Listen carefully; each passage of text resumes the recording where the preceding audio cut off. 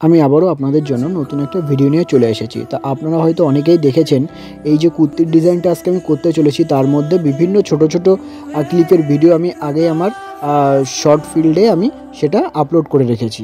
তা আপনারা হয়তো অনেকেই দেখেছেন। তা আপনারা ভাবছেন যে এত দেরি করে তাহলে এই ভিডিওটা কেন আপলোড করা হচ্ছে।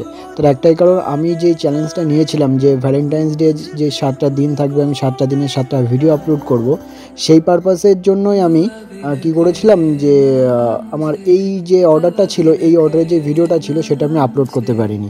আর সেই কারণে আমি এইটা দিতে পারিনি। এর ভেতরে ছোট ছোট ক্লিপ হিসেবে আমি যেহেতু সরস্বতী পুজোও ছিল, সেহেতু সরস্বতী পুজোর একটা থিমও এখানটায় রেখেছিলাম আমি। সেই কারণে আমি সরস্বতী পুজোর জন্য আমি সেই থিমটা আমি শর্টে আপলোড করেছিলাম। তার বাদেও এই যে অর্ডারটা ছিল, এটা ছিল একটা বার্থডে পারপাস। সেই কারণে আমি বার্থডের জন্য কিছু জিনিস আমি ডেকোরেট করেছিলাম এর মধ্যে। লাস্টে সেটা দেখতে পাবে যে আমি কীভাবে সেটা বার্থডে পারপাসের জন্য আমি রেডি করেছিলাম। তা এই বার্থডে পারপাসের জন্য যখন আমাকে অর্ডার করেছিল, তখন আমি একটাই কথাই বলেছিলাম যে সামনেই তো সরস্বতী পুজো, তাহলে আমি একটা কাজ করি, যে থিমটা আমি রেডি করছি এটা সরস্বতী পুজোর থিমের উপরে রেডি করি।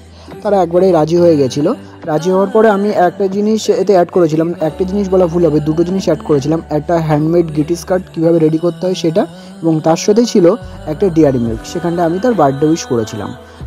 তো এইভাবেই আমি এই কুর্তির ডিজাইনটা কমপ্লিট করেছিলাম। এই ধরনের কুর্তি তোমরাও যদি অর্ডার করতে চাও, তাহলে আমার অবশ্যই ফেসবুক আছে, ইনস্টাগ্রাম আছে, সেখানটা আমাকে SMS করে বলতে পারো। এবং এই ধরনের ভিডিও আরও দেখতে হলে like, comment, share and subscribe করে রাখবে।